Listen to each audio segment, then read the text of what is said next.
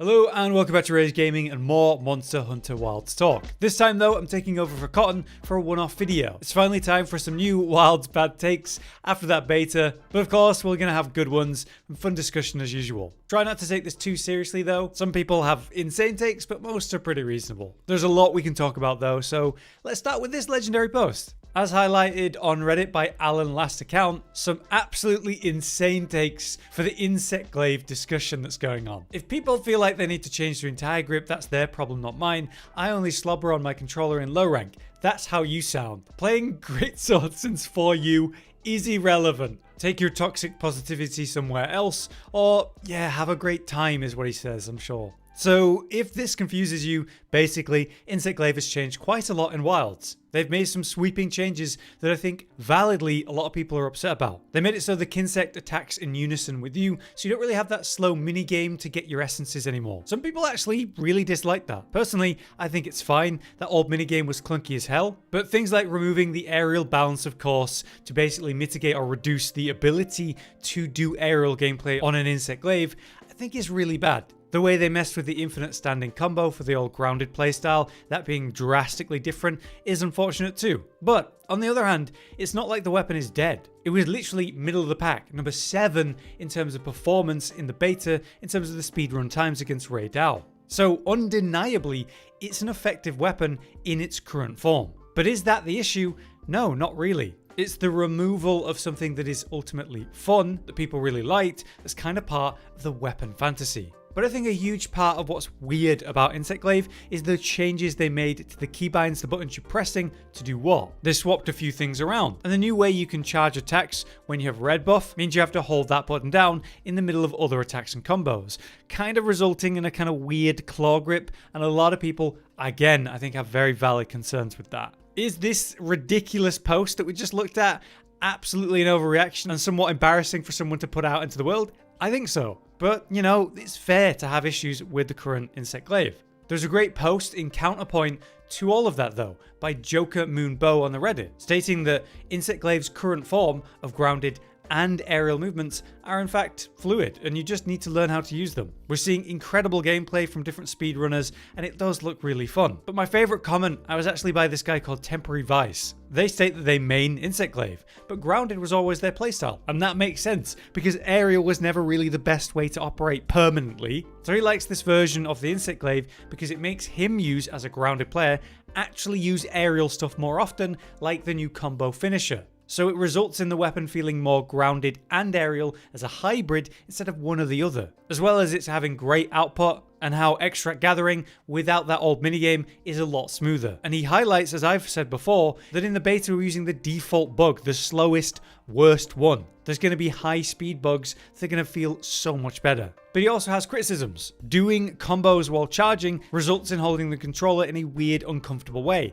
and they need to address that. Focus mode aiming the bug was a bit inaccurate, and the fact that they messed with aerial for a pure aerial playstyle is ultimately bad, even from the perspective of this guy, which is a ground-only Insect Glaive main. Because ultimately, why reduce options on a weapon? But despite that, he's having fun with the weapon, but wants to see those improvements, and I agree. They need to fix the keybinds for the weapon. They should bring back bounce. There's no good reason to remove it. Otherwise, I really like the weapon.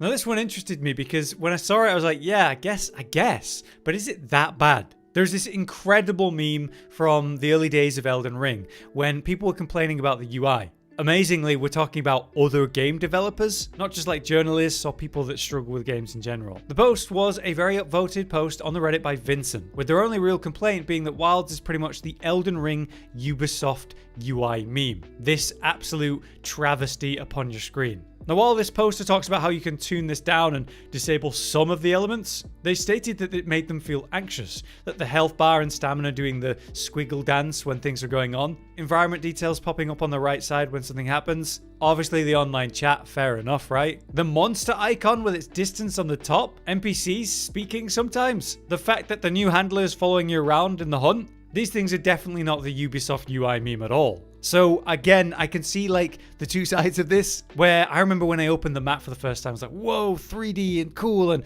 wow, that's a lot of icons. Like, that's way too many icons on my screen. It did not take long for me to get used to that. But let's say mid-hunt, you know, maybe you get a pop-up now and then like, hey, X monsters left the locale.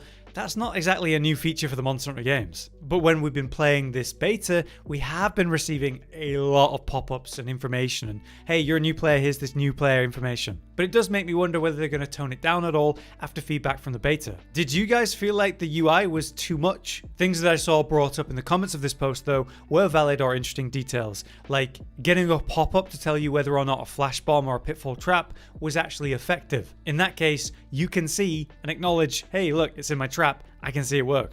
Maybe at launch, there'll just be more toggleable options.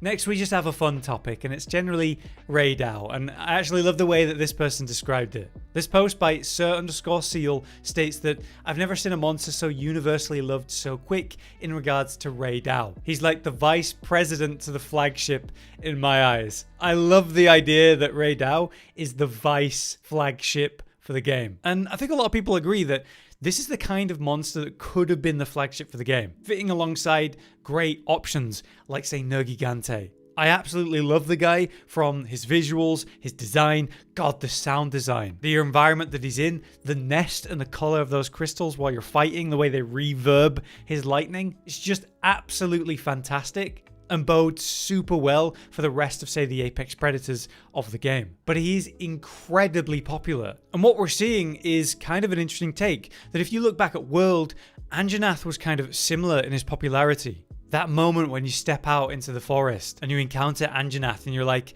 am I in Jurassic Park right now? We didn't quite have the same feeling for the reveal of Raid Dao, but in terms of interacting with the monster and the enjoyment through that, I think we absolutely do have a similar comparison there. And I can only hope that the other apex predators are as popular, but even if not, they have absolutely knocked it out of the park with Raid Dao. On that note, weapons and armor for Raid Dao, it is obviously a big discussion after that beta. There's this great post by Database56.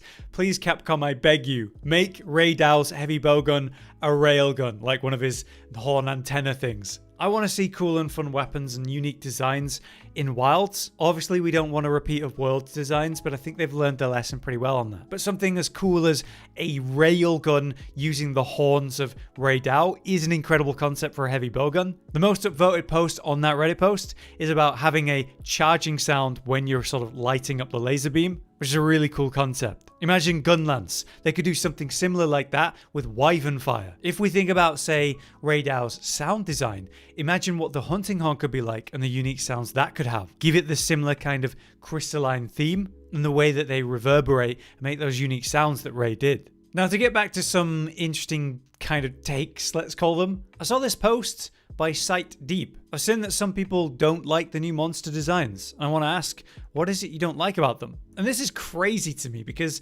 every single time I've thought about these monsters and their designs, I think they're some of the best, if not the best designs for monsters that I've seen in any game. While, you know, in previous titles, there's like one or two that are stand out and really good and really memorable. For this beta, Chatacabra, Balahara, Doshaguma, and Raid Dao, every one of them is a unique hit for the series. I look at Doshaguma and then think of, say, Rise's one. Its bear, the Azuros. It's not remotely comparable in terms of the mechanics, the design, the level of detail that it got. Chatacabra is hands down my favorite first monster of the series. He's like the perfect training dummy, teaching you all of the different mechanics, the way that he interacts with the ground based on what environment he's in. The exposing of his tongue to be like, hey, this is a weak point, you can instantly focus special attack this. He's not overly small, he's not overly big, and he does have a kind of unique nest where he goes to in the caves. He was absolutely the best training dummy I could have asked for when I didn't have a barrel in the open beta test. Balahara is the return of the kind of unique Leviathan models, the way that it worms around, the unique way that it uses the tail for different attacks that are really well telegraphed, but the way that it slithers around in the sand or climbs up obstacles, wrapping around them or other monsters. It's a real feat of the mechanic step forward that we've got in Wilds. This lineup is incredible, so the idea that people don't like them is crazy to me. And the best example or explanation that I found came from this user, Creepy Kid. I guess the reason why most people don't like the designs is how far of a departure they are from typical Monster Hunter design post Monster Hunter World. The top comment in reply said that World's base roster was a lot of reptiles or just scaled monsters of some kind. It wasn't until Iceborne that we got a better variety of monsters in general for their designs. Meanwhile, you look at Wilds and it's like, yeah, we have a unique, really cool thing for all 4 of them. One take that I liked here is how someone said that they read they look like aliens and that bothered them, so they don't look like Monster Hunter monsters. And in response to that, we had this comment that the alien part actually seems intended. The designs are meant to feel very out there. It's the Forbidden Lands after all, stuff that wasn't really seen in this series before. It fits the wild setting. So I don't know, I don't think we're going to find a lot of people that really dislike these monster designs, but as always, some people will. For a fun mention though, obviously we've got to talk about the origami monsters. There's a post by PC Gamer that Monster Hunter Wilds low poly beasts have been lovingly adopted by fans, nicknaming them origami monsters. And I think we can universally say that, yeah, despite the crazy graphic issues or performance issues of the PC beta, the fact that it did bring these ridiculous things to our screens, that people even request that we get a setting to bring that back or turn that on if we want. Kind of like how, you know, with the arachnophobia mode, we can turn certain creatures into those slimes. Why not turn the monsters into the poly versions? They already exist in the game, apparently. I think that would be a really fun thing for them to do. Obviously, they do need to make sure the performance and these issues aren't present in the full release, but the beta has created a lot of good memories. Now, one big topic, obviously, is the whole hit stop thing. Obviously, we have to talk about it at least a bit in this video. We have discussed it quite a lot on the channel, though. Hit stop is when you collide with a creature or a target with your weapon, and there's kind of a delay, a bit of feedback, a response, and then the weapon goes through. It's almost like it's hitting a scale and then it pierces or something like that. With Wilds, they basically entirely removed that, resulting in the weapons feeling faster and more floaty than before. With your faster weapons like dual blades and so on, I think this is barely recognizable, but with heavier weapons, it's certainly something you're going to feel a lot more. There is a great video by this person, Blue Stigma, who made different comparisons to different games, and of course the previous Monster Hunter games to show the difference that it is. So obviously this is a very well-known topic, and I think a lot of people would appreciate having it back. Personally, it's not a major issue for me, but I think with the community being so vocal about it, it would be another thing that they could do to, you know, satisfy a huge amount of people that are missing it. What do you guys think about the hit stop? When looking through the comments, I saw mostly reasonable responses and then a few interesting ones. There was this guy that left a lot of very negative comments in response to a lot, and I mean a lot of comments, claiming that not only does the lack of hit stop remove the fun of the game, but also they've completely removed the player's need to think or aim or ever improve at a weapon because, you know, focus mode aiming. I definitely don't think focus mode has reduced the skill of the game. It's just definitely a nice quality of life. But hit stop, you know, very valid concern, I would say. There was one big post on the Reddit after the open beta, and I would say that there are parts of it that are really good kind of criticisms. It was posted by Moist Collection, and my favorite things that they said were how weather would change too often. I also felt that it would change from night to day too quick, or the weather would be too aggressive. Personally, the biggest thing I want to see is a longer time of plenty, because it's when the game looks the best, and that's when I want to play in it the most. Mechanically, I do like the weather changes though, and there should be times where it's intense or not as pleasant, but if I'm going to play this for a long time,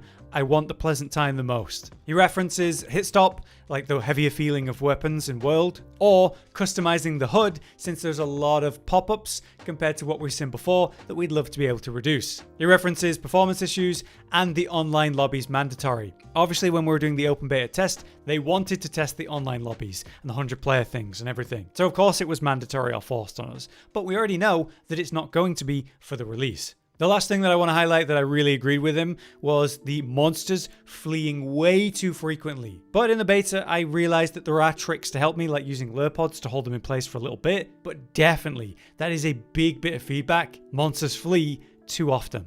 And now just for a fun one, it's something I mentioned before. It's the fact that in Monster Hunter Wilds, it seemed like the Charge Blade's upswing is no longer launching other hunters. And we're seeing changes with the weapons in general for these mechanics. If you're in an online hunt, it's already annoying enough if like some longsword user's doing his combo and flinching you. You need to bring flinch free to a multiplayer hunt. That's just a fact. But it seems that that's less the case in Wilds than before, especially again with these launch attacks. Some of them still absolutely do exist, but it does seem like they've tackled this issue. Is it an issue that they should have tackled though? A lot of people were just memeing obviously in the comments like, oh, now the game's completely unplayable. This is terrible. But of course, there are actually some people that are serious. It's a fun thing to do when you're online and you just do it for a bit of fun with like a friend. But let's say you go into an online lobby and join a random hunt and people are just intentionally messing with you. It's annoying and there's not much you can do. But I do wonder whether we kind of lose a bit of the silliness and fun of online play with others when we mess with the things that can interact with the other hunters directly in this way. And lastly, before we are actually at it, very soon we have the Game Awards, and it's obviously been a big discussion recently that yes, Monster Hunter Wilds has been nominated for most anticipated game, and a lot of us have, made sure to vote for that. I believe it's going up against Grand Theft Auto 6, so I'm not sure how much hope we have, but every vote matters. But yeah, I think that'll do for this special episode of Monster Hunter Wilds Takes. Just a fun discussion with a little bit of some interesting takes. We're just waiting now for the Game Awards in the hopes of more information, be that the next trailer, or maybe even another beta, or more likely, I think, a demo announcement. Maybe we're not so far away from playing Wilds again, hopefully. Until next time then, I've been Hollow, you've been you. Thanks for watching, see you next time. Josh, Cotton, and Hollow with the videos, dropping the humor like a hammer on your tippy toes, bringing entertainment on a daily arrangement to take our insanity and turn it into entertainment. Yes, I said entertainment twice, to reiterate that it is nice to look into your faces on a mostly daily basis when you let us in your homes to make the whole world a stage. Goodbye.